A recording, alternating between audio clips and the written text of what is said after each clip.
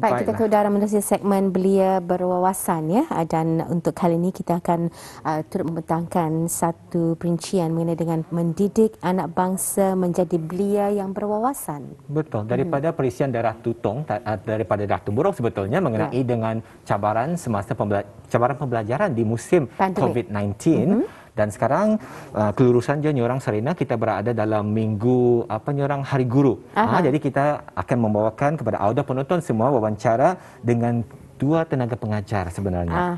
Namun untuk fasa ataupun slot pertama ini kita akan bersama dengan tenaga pengajar pensyarah Information Technology di Cosmopolitan College. Jadi kita akan bersama dengan Yang Mulia Puan Nur Khairunisa binti Zainuddin ya.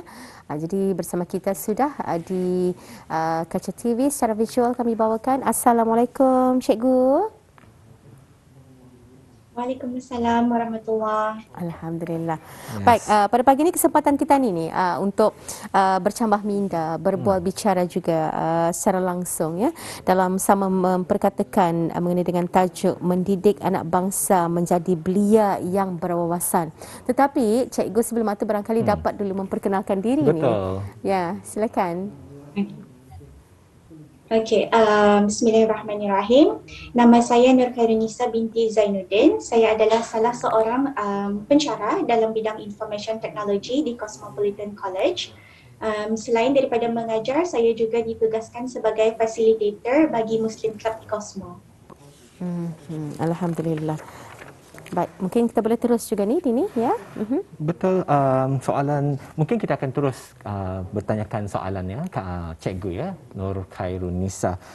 Mungkin di antara soalan yang kita tanyakan yang yang boleh kita tanyakan kepada Dayang pada hari ini ya. Mungkin soalan pertama dapat dikongsikan apakah dia peranan Dayang dan tanggungjawab Puan sebagai saya dipahamkan Puan juga adalah seorang facilitator salah sebuah klub Muslim Youth Club. Ya, mungkin boleh diterangkan, diberikan pencerahan sedikit. Silakan Puan. Okey. Peranan dan tanggungjawab saya sebagai facilitator adalah seperti memantau aktiviti-aktiviti kerohanian dan apa jua aktiviti yang dianjurkan oleh Muslim Club lah tu. Contohnya macam sesi ceramah, tausyih, khatam Al-Quran, tahlil dan lain-lain lagi. Saya juga diberi tugas untuk membantu komiti atau AJK Muslim Club ANI dalam pelaksanaan aktiviti-aktiviti kelab. Contohnya penyediaan peralatan-peralatan yang diperlukan, susunan atur cara dan sebagainya lah. Tugas saya juga adalah untuk memberi cadangan dan nasihat kepada AJK mengenai aktiviti atau acara-acara yang bakal dilaksanakan. Mungkin sebelum itu juga ni cikgu dapat berkongsi keramaian di kalangan ahli. Saya percaya ahli-ahli ini adalah di kalangan para pelajar Cosmopolitan College sendiri. Bagaimana? Okey, keramaian ahli anggaran, alhamdulillah anggaran dalam 30 ke 40 macam itulah. Itu merupakan ahli aktif ya, saya percaya, dan mereka ini yang juga berperanan untuk menggerakkan Muslim Youth Club di College habis kita untuk senantiasa konsisten mengadakan ataupun menganjurkan aktiviti-aktiviti kerohanian ataupun keagamaan ni ya. Mungkin soalan seterusnya Puan, kalau dapat diterangkan lebih lanjut Puan tadi Puan ada menceritakan mengenai dengan pelbagai aktiviti yang telah dianjurkan oleh pihak Puan sendiri ya. Jadi mungkin kalau boleh diberikan pencerahan lebih sedikit lagi barangkali Puan, bagaimana aktiviti-aktiviti yang telah dianjurkan oleh pihak Puan terutamanya dari menerusi klub youth Muslim Youth ni boleh memberi impak kepada belia-belia kita ni.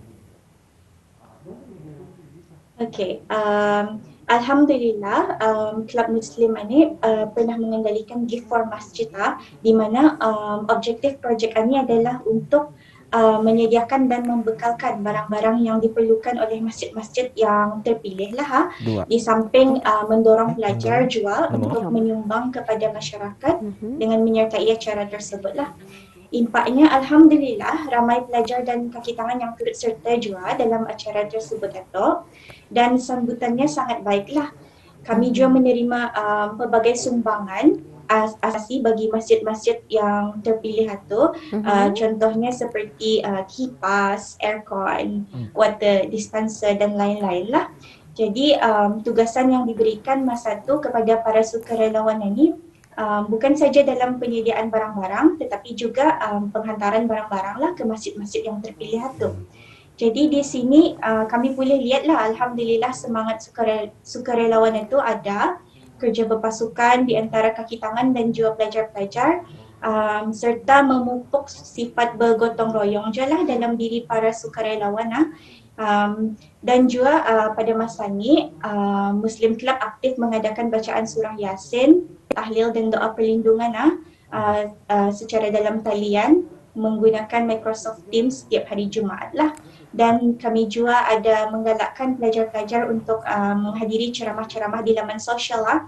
Jadi walaupun negara kita ni masa ni dilanda wabak COVID-19, belia-belia masih lagi aktif lah alhamdulillah dalam mempertingkatkan ibadah dan secara indah langsung juga dengan melakukan aktiviti cemanya ini dapat mengingatkan kita bahawa tadi sebagai hamba Allah ni hendaklah sentiasa bergantunglah kepada Allah sebab sesungguhnya Allah adalah sebaik-baik penolong dan pelindung. Baik, alhamdulillah. Terima kasih di atas pencerahan yang diberikan dan kita cukup berbangga sekali apabila mengetahui aktiviti-aktiviti yang dianjurkan oleh pihak Puan ini memberikan impak yang baik, impak yang positif kepada belia-belia kita ni. Mungkin soalan seterusnya Puan, saya ingin mengetahui sebab Puan sendiri adalah merupakan seorang pensyarah, seorang pendidik. Jadi bagaimana Puan boleh membagikan masa menjadi seorang pensyarah dan juga terus bergiat aktif dalam aktiviti keagamaan. Silakan Puan. Okey, jadi actually apa yang mendorong saya untuk jadi pensyarah dan at the same time untuk aktif juga dalam aktiviti-aktiviti keagamaan ini, satu sebab saya punya minat dalam persekitaran pembelajaran itu juga dalam learning environment itu. Sebab melalui pengalaman sebagai pensyarah ini saya dapat berkongsi ilmu yang saya ada kepada pelajar-pelajar. Okay, ia membantu saya untuk menambahkanlah lagi kefahaman saya dalam apa yang ilmu yang saya ada pada masa ini. Jadi saya juga dapat berkongsi ilmu. Saya dapat selain daripada berkongsi ilmu, saya juga sentiasa belajar sesuatu yang baru melalui kajian dan juga rakan sekerja lah yang banyak membimbing saya juga. Jadi kerjaya seorang guru ini membuatkan Tania ni sentiasa berkeinginan untuk belajar dan mempertingkatkan diri. Tugasan guru ini bukannya mengajar semata-mata lah. Jadi ini dipanggil lifelong learning ataupun pembelajaran sepanjang hayat, di mana pentingnya guru-guru itu untuk mengukuhkan pengetahuan yang sedia ada dan menambah pengetahuan yang baru lagi mengikut peredaran masa dan juga teknologi terkini lah. Tapi selain daripada mengajar, saya juga memilih untuk bergiat aktif dalam aktiviti keagamaan di college itu. Sebab saya ingin menjadi seorang yang bermanfaat juga lah, bukan saja dapat membimbing dan memberi tunjuk ajar dari segi duniawi tapi juga ingin sama-sama memperbaiki diri dari segi ukhrawi lah. Jadi melalui aktiviti keagamaan ini boleh sama-sama mengingatkan diri tentang tanggungjawab tadi sebagai hamba Allah dan melatih diri agar dapat menyeimbangkan hal dunia dan juga akhirat lah. Jadi dari sana dapat tani pandai-pandai lah bagi-bagikan masa tu mengajar juga. Jadi ada free time tadi boleh spend time sama klub Muslim lah untuk mengadakan aktiviti-aktiviti. Okay. Alhamdulillah, terima kasih Dayang Khairunisa di atas perkongsian yang diberikan pada hari ini Memang betul saya amat tertarik sekali sebenarnya dengan apa yang dikongsikan oleh Puan Khairunisa tadi mengenai dengan kita ni walaupun sebagai tenaga pengajar, kita ni harus sentiasa belajar dalam untuk tingkatkan kemahiran dan pengetahuan kita ni Dari itu kami ucapkan daripada Rampai Pagi, terima kasih Puan Khairunisa Zainuddin di atas perkongsian dan sudi ditemu ramah untuk wawancara virtual kita pada hari ini. Ya, kita akan jumpa lagi insya-Allah ya. Assalamualaikum puan. InsyaAllah. Waalaikumsalam. Ya. Itu kesempatan kita untuk bersama dengan Puan Khairun Nisa Zainuddin, merupakan salah seorang pensyarah di Cosmopolitan College dan juga pensyarah Information Technology. Baik, ada lagi seorang narasumber yang cukup istimewa akan kita bawakan juga, turut memperkatakan topik yang sama, mendidik anak bangsa menjadi belia yang berwawasan. Ya, Danny. Jadi jangan ke mana-mana Auda, kita berehat seketika. Langkah-langkah keselamatan ketika COVID-19. Elakkan tempat yang terdedah dengan COVID-19.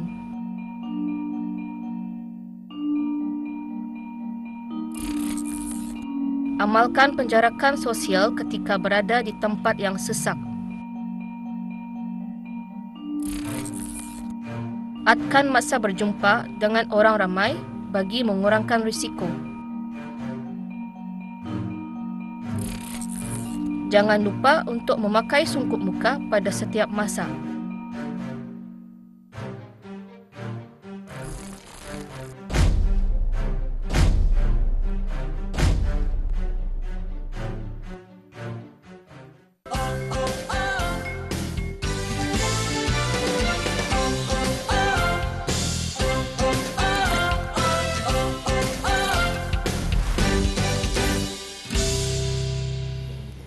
Baik, kita kembali bersama dalam edisi Rampai Pagi hujung minggu hari ini 26 September bersamaan dengan 19 Safar, Danny, ya. 19 Safar 1443 Hijrah. Baiklah, tuan-tuan, tadi kita telah menemu ramah seorang pendidik, tenaga pengajar dalam segmen wawancara secara virtual kita, segmen belia berwawasan mengenai dengan mendidik anak bangsa menjadi belia yang berwawasan. Dan seterusnya kita akan menemu ramah tetamu kita yang kedua, ya, Sarina. Iya, kita akan bersama dengan Yang Mulia Puan Nadira binti Jambul, Pengetua Cosmopolitan College.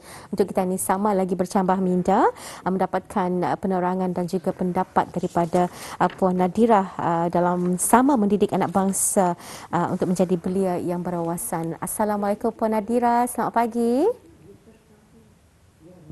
Waalaikumsalam. Alhamdulillah. Selamat pagi semua. Selamat pagi. Baik. Baik, sebelum itu juga selain daripada merupakan pengetua ya kepada Cosmopolitan College, barangkali Puan Nadira dapat memperkenalkan sedikit sebanyak antara lain pencapaian yang juga diterima ni. Puan Nadira, silakan. Okay, Alhamdulillah. Assalamualaikum warahmatullahi wabarakatuh. Nama saya Nadira binti Jambul dan seperti yang kita ketahui juga, saya adalah pengetua Cosmopolitan College of Commerce and Technology. Sebenarnya selain daripada sebagai seorang pengetua, saya juga adalah salah seorang daripada fasilitator seperti Puan Nisa, fasilitator bahagian Muslim Youth Club. At the same time juga saya adalah sekarang ada facilitating as well bahagian badminton club as well, sama juga dengan adalah tarian art and culture club. Selain daripada itu juga saya sekarang adalah menjadi manager bahagian drastikan di seni dan juga tugas dan tanggungjawab saya adalah memantau sama mengawasi operasi harian institusi, operasi sekolah, mengawasi perkembangan kurikulum serta mematuhi kehendak industri dan juga dasar kerajaan, mewujudkan budaya sekolah yang positif, menangani kecemasan dan krisis sekolah, berfungsi sebagai penghubung langsung pengkulasan antara sekolah dengan pihak yang berkepentingan seperti hubungan awam antara industri-industri dan company-company, sama menghadiri perundingan ibu bapa. Alhamdulillah, di sini kita melihat betapa komitednya Puan sebenarnya, bukan hanya memegang gelaran pengetua di Cosmopolitan College, tapi juga benar-benar sama memastikan kesejahteraan, kemajuan di kalangan para pelajar di sana. Ya, mungkin Danny, kita boleh terus kepada soalan untuk Puan Nadira pada pagi ini. Betul, Puan Nadira. Saya ingin mengetahui je Puan, mungkin Puan boleh mengongsikan, mencerahkan sedikit lagi mengenai dengan peranan Puan barangkali ataupun peranan Cosmopolitan College dalam membantu pelajar-pelajar di masa pandemik ini, Puan. Ya. Okay, sebenarnya disebabkan oleh unexpected things that happen in Brunei and also around the world juga. Alhamdulillah lah, banyak langkah-langkah yang telah kami lakukan untuk menolong para pelajar. Salah satunya adalah kami membagi pembahagian bantuan PC ataupun desktop kepada pelajar yang memerlukan. Oh, At the same time, kami ada menumbuhkan Cosmo Hotline juga.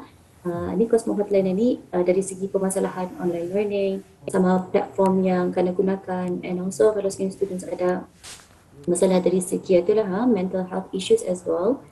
So we also encourage the students to go try to call us, because the thing to do during this time is actually to call us, to reach out to other people kan. Selain daripada itu juga para pensyarah ini juga memainkan peranan yang penting dalam memantau para pelajar dari segi permasalahan durang untuk pembelajaran lah. At the same time sama kami ada mengantar online survey form diedarkan kepada pelajar-pelajar untuk memastikan pelajar-pelajar dapat mengongsikan masalah yang dihadapi. Kadang-kadang kan kita ni malukan cakap dalam telefon because kita ni dah tahu siapa-siapa. Jadi kalau boleh diorang cuba untuk cakap dengan pensyarah-pensyarah lah yang diorang rapat. At the same time ada juga selain daripada itu juga kami memantau peratusan pelajar yang sudah divaksin. Sebab insyaAllah kalau sekiranya ini lebih ramai lagi yang divaksin, ini kira persiapan kami lah kalau sekiranya sesi persekolahan boleh diadakan secara blended learning nanti, iaitu melalui online semua fizikal. Pada waktu yang sama juga teknologi baru dan software yang baru lah kami gunakan supaya pembelajaran itu lebih menarik dan pembelajaran itu lebih realiti lah insyaAllah. Betul. Ya Puan, saya amat tertarik sekali Puan apabila Puan mengongsikan bahawa tugasan kita ni sebenarnya sebagai seorang pendidik ini bukan hanya memantau dari segi akademik sahaja, tetapi juga kita ni memainkan peranan yang penting juga dalam memantau keadaan emosi ataupun kesejahteraan pelajar-pelajar kita ni. Dan syukur alhamdulillah pihak Puan pun ada melakukan langkah-langkah yang sedemikian. Soalan seterusnya Puan, saya amat tertarik sebabnya Puan mengongsikan tadi daripada pelbagai aktiviti yang Puan lakukan. Banyak sebenarnya aktiviti. Cukup aktif jadi saya ingin mengetahui apakah cabarannya Puan. Silakan. Okey, disebabkan oleh terlebih aktif. Salah satu cabarannya of course lah bagi saya lah, salah satu cabarannya adalah dari segi pembahagian masa of course.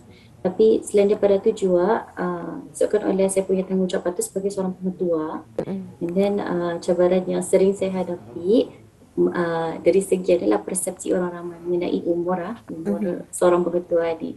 Memang sudah jadi kebiasaan kita ni, kita melihat kalau guru-guru besar berada dalam berumuran lingkungan 40 tahun ke atas kendak.